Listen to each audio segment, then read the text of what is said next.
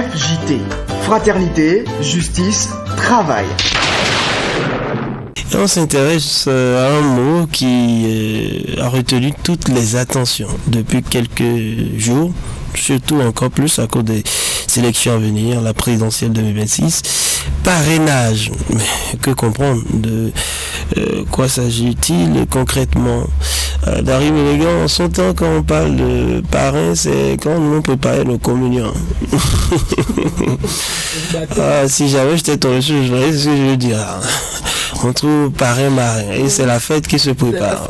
Pour la fête électorale, bon, nous allons comprendre.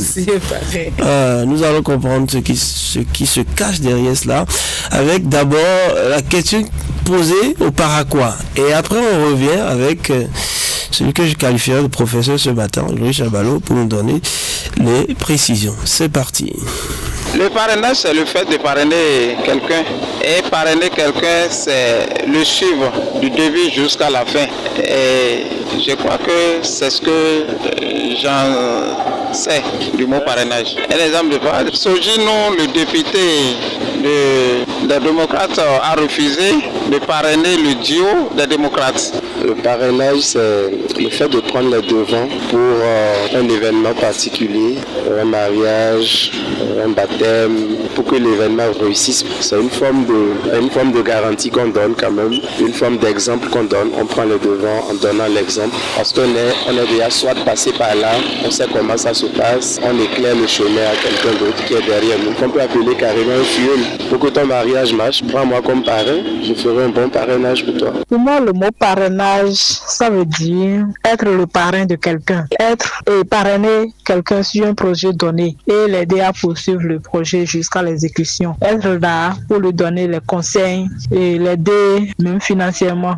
Alors, le mot parrainage, dans un sens un peu plus large, consiste en fait à prendre à la charge une personne donc qu'on est appelé à guider ou à suivre, voilà, tout au long d'une vie ou peut-être tout au long d'une activité. Donc ça, c'est le sens plus large du mot parrainage. Donc le mot parrainage se définit aussi dans le sens religieux où une personne, un parent ou un proche est donc appelé ou est donc sollicité pour venir s'ajouter à l'équipe paternelle, histoire de guider, de conduire un enfant qui peut-être va déjà au baptême, genre histoire de lui inculquer les bonnes valeurs en plus de ce que les parents vont l'apporter. Donc de l'autre côté, le parrainage s'observe aussi dans les activités quotidiennes, un peu plus aussi sur les réseaux sociaux où on dit qu'il faut parrainer une personne pour pouvoir, c'est des exemples en fait, pour pouvoir le conduire ou du moins le guider afin de gagner des commissions sur ces personnes. Genre, je le définis comme ça, c'est aussi important, c'est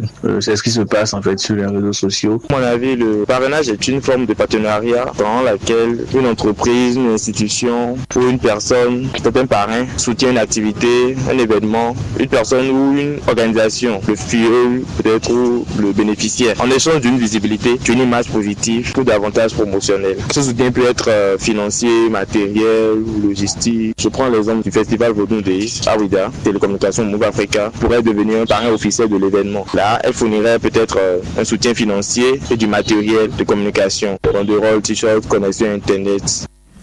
Et voilà donc la réaction de quelques Paraquois sur le sujet. Oui, Chabalot, bonjour. Bonjour René, bonjour à tous. Rubrique Citoyen FJT, Fraternité du Travail ce mardi s'intéresse au mot parrainage. Alors, dites-nous, qu'est-ce que le parrainage au sens général?